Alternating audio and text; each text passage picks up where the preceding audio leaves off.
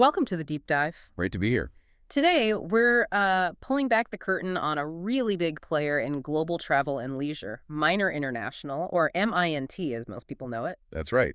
And we've got quite a bit to go through. Analyst reports from SetTrade, InvestX, Uanta, plus news summaries from Midahoon and AIO. So plenty of perspectives. Our mission today, to basically unpack what's going on with MINT. Look at their recent results, figure out what's driving them, check out their strategy, see what the analysts think. And boil it all down so you get the key insights fast. Exactly. So let's jump right in. 2024, the sources are pretty clear on this one. Yeah, they're calling it MINT's strongest financial performance ever since the company was founded. That's a big claim. It really is, and the headline number backs it up. It does. Full year 2024 net profit surged 43% compared to the year before, came in at $7,750 million. Oh, 43%. And wasn't there something about the last quarter being particularly strong, Q4? Oh, absolutely. Q4 was, well, explosive might be the word. Net profit jumped 269% year on year. 269%. Yeah. Hit 3,632 million gap just in that quarter. Shows real momentum towards the end of the year. Okay, so beyond just, recovery, what were the main engines behind this record performance, according to the reports? It seems like a mix of things firing on all cylinders. Really strong operations across the board, continued high demand for travel globally, that's a big one, and crucially, MINT getting its own financial house in much better order. Right, not just riding the wave, but steering the ship well, too. Exactly. It wasn't just one factor. It was sort of a perfect storm in a good way. Okay, let's dig into those operations then. Starting with hotels, a huge part of their business. What stood out? Well, the hotel side showed real strength, driven mainly by growth in RevPAR, that's revenue per available room. The key metric, yeah. Right, combining occupancy and rates, and also by expanding their footprint. And this wasn't just one region doing well, it was broader. It was. In Europe and the Americas, RevPARs was up 9% year on year. And interestingly, about 2/3 of that came from higher average room rates, up 6%. So they had pricing power. They did. Supported by, consistent travel demand in those regions. Spain was apparently the star performer, but Central Europe, Benelux, Italy, all did well too. And what about back home in Thailand? Thailand saw an even bigger jump. RevPAR up 17% year on year there. 17%. What drove that? More international tourists finally coming back in force, more flight routes opening up, and MINT being pretty savvy with targeted sales. The sources mentioned they're really going after what they call high-quality travelers, folks from the U.S., Europe, Asia, who are likely to, spend a bit more. Makes sense. Now, beyond just filling rooms and getting better rates, they also added hotels, didn't they? They did, yeah. Added 30 new hotels in 2024. That's over 3,000 rooms added to the portfolio. And the key here, the sources emphasized, was how they did it. Exactly. Mostly using an asset-light model. Asset-light. We hear that term a lot. Quick reminder, what does that mean for MINT? Basically, it means they're focusing more on managing hotels or franchising their brands rather than owning the actual buildings. It lets them grow their brand presence much faster. Without tying up huge amounts of capital in real estate. Precisely. Less investment upfront, quicker expansion, focus on fee income. It's a more efficient way to scale for them. Got it. Faster growth, less heavy lifting financially. Any specific openings that caught your eye, showcasing that global reach? Yeah, a few were mentioned. The NH Collection in Helsinki, Finland, taking that brand into a new key city. And Anantara near Victoria Falls in Zimbabwe. That's a pretty unique luxury spot. Definitely. And another Anantara in Jaipur, India, expanding luxury in a market with a lot of potential. Okay, so hotels, strong performance, smart, capital-light expansion. Let's switch over to the food side, Minor Food. How did they fare in 2024? Minor Food also had a solid year. Total system sales, that includes company-owned and franchise spots, were up 8% in Thailand. And Singapore. Even better in Singapore, actually. Up 12% there. Was that mostly getting more out of existing restaurants or opening new ones? It was a good mix of both, which is healthy. Yeah. Shows the core business is strong, and the expansion strategy is working too. Anything new and exciting on the menu, so to speak? New concepts? Yeah, they highlighted some innovation, like Steak and More in Thailand, trying to hit that premium but accessible price point, and a concept called Battersea in Singapore, a modern fish and chips place. Interesting. So not just expanding, but evolving the offerings. Right. And similar to the hotels, that asset-light approach is really kicking in here too, maybe even more so. How's that working for the restaurants? They're really accelerating franchising their big brands, Benihana, Sizzler, KGA globally. The sources gave examples like a Banana opening in Paris. Wow, Paris. Yeah, and more Sizzlers popping up in Japan and Vietnam, plus Geji expanding all over Thailand. It's that same logic. Grow the brand, grow the revenue, without having to own every single location. Okay, so that asset-light strategy is definitely a core theme across the business. Now, you mentioned their financial house being in better order. This is where it gets really interesting, right? It really does. MINT took a big step to strengthen its balance sheet in 2024. They paid down 10 billion baht in debt. 10 billion baht. That's significant. And how did that move the needle on those key financial health ratios? It made a noticeable difference. Their net interest-bearing debt to equity ratio, basically, how much debt they have compared to their net worth, improved quite a bit. Went from 1.0 times in 2023 down to 0.8 times in 2024. Lower is better there. Much better.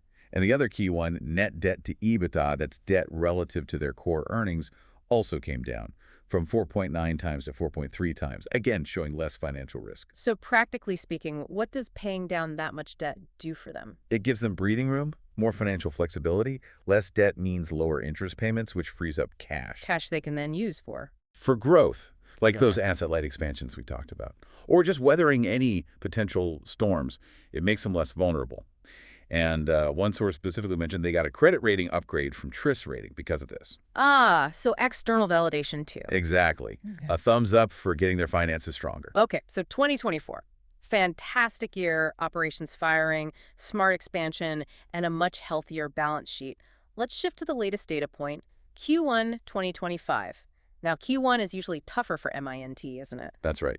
Especially with their big European hotel business, Q1 is typically the low season. So looking at the top line number, total revenue was 36.7 billion baht. That was actually down 2% compared to Q1 last year. Down 2%, okay. But there's a catch, right? An asterisk. There is, and it's a crucial one. The sources make it clear that if you adjust for exchange rates, basically, the Thai baht got stronger against the euro, the dollar, the Aussie dollar. Currencies where they earn a lot of money. Exactly. When they converted those earnings back to baht, it made the number look lower. But, adjusted for that, their actual revenue from operations grew by 3%. Okay, so underlying business was still growing, despite the reported dip. That's important context. Very important. And then there's the really significant point about Q1 profit. This is the one that really jumped out, yeah. Yes, MINT actually achieved a positive operating profit in Q1 2025. Only 50 million baht, but positive. And the sources highlight this is the first time ever they've been profitable in Q1. In their traditionally weakest quarter. In their weakest quarter, it really speaks volumes about improvements in how they're running the business day to day. Better efficiency, better cost management. It shows they can handle those seasonal dips much better now. That's a powerful signal about operational strength. How did the margins look in Q1? Well, the gross profit margin dipped just slightly, from 41.3% to 40.8%. Not a huge move. But the key change, reflecting that operating profit, was the operating net profit margin turning positive just barely at 0.1%, but positive nonetheless. And the balance sheet. Did the debt creep back up after the big 2024 paydown? Assets and liabilities ticked up a bit from year-end 2024, which you'd expect. The net debt-to-equity ratio nudged up slightly to 0.83x from 0.8x, but still very much in that improved manageable range, according to the sources. And cash flow, still generating cash. Yes, cash flow from operations was positive. Came in at about 5.8 billion baht for the quarter, so still generating solid cash internally. Okay, so putting it all together. Record 2024, stronger finances, and this surprisingly resilient Q1 showing real operational gains. What's the outlook? What's the strategy going forward based on these reports? Well, MINT management sounds pretty confident about 2025. They're planning to keep riding that wave of increasing global tourism. That seems like a safe bet, hopefully. Hopefully. And there was that interesting little tidbit about Thailand potentially getting an extra boost. Ah, yes, the TV show effect. Yeah, the White Lotus. One source mentioned the upcoming season filmed in Thailand could actually drive more interest and recognition for the destination. It's kind of a fun, unexpected potential positive. You never know. What about the more concrete strategic stuff? Expansion. They're continuing with strategic hotel openings, focusing on markets they see as high growth, like Singapore, Japan, Saudi Arabia. And restaurants? More of the same successful formula, it seems. Brand innovation, different store formats for different places, and pushing hard on franchising those key brands. Asset light is still the name of the game. Have they laid out longer-term targets beyond just 2025? They have. There's a strategic plan for 2024 through 2027. Pretty clear goals. They're aiming for revenue to grow between 6% and 8% per year. On average, that's the CAGR. Okay, solid revenue growth. But they're targeting operating net profit to grow even faster, 15-20% CAGR. That suggests they expect margins to improve as well. Ambitious profit growth. And they want a return on invested capital, ROIC, how efficiently they use their money to be over 12%. Plus, big expansion goals, 850 hotels and 4,000 restaurants in the portfolio by 2027. Wow, that's significant growth. And the asset-light model is key to hitting those numbers, presumably. Absolutely fundamental, the sources imply. It's how they plan to scale up that quickly without breaking the bank. Now, there was also a note about NH Hotel in Europe, their big subsidiary there. Right. MINT owns 96% of NH Hotel. One analyst pointed out the plan is to delist NH Hotel, take it private. And why would they do that? The thinking is it gives MINT more flexibility. Easier to manage those assets, move capital around within that large European chunk of their business. And the analysts actually put a number on it, suggesting this move alone could potentially add around 300 million baht, maybe 3%, to MINT's 2025 profit forecast. So potentially unlocking more value there. Interesting. Okay, let's broaden out to the general analyst sentiment. What are the folks at InnovestX and Yuanta saying? InnovestX seems quite positive. They see MINT as a standout in the tourism sector right now. And they actually expect MINT's profit momentum to look stronger than its peers in the second quarter of 2025. Okay, high expectations there. And Yuanta? Yuanta Securities has a buy rating on the stock with a target price of 36 baht. Their reasoning, pretty much what we've discussed. Expected profit growth from expanding the business and the benefits of that debt reduction. They even hinted there might be upside to their own forecasts. So generally, the analysts seem to be buying into the positive story and strategy, but, there are always risks. What potential challenges did the sources flag? Yeah, definitely. Analysts pointed to a few key things to watch. Tourist arrivals maybe not being as strong as hoped. That's always a variable.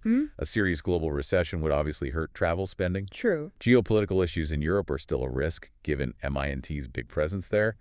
And maybe down the line, the potential for more price competition as the market gets more crowded again. All fair points. Things that could definitely throw a wrench in the works. Okay, let's bring it back to you, the listener. Why have we spent this time diving deep into MINT? Well, we've unpacked quite a story here based on these recent sources. You've got a company that hit a record high in 2024, financially. They're showing real operational muscle, even turning a profit in their toughest quarter for the first time. And they have a clear strategy, right? This asset-light expansion globally while keeping their finances strong. Exactly. So understanding how they achieved that record performance, what their strategy is, and what factors the experts are watching, both the good and the potentially challenging, gives you real insight.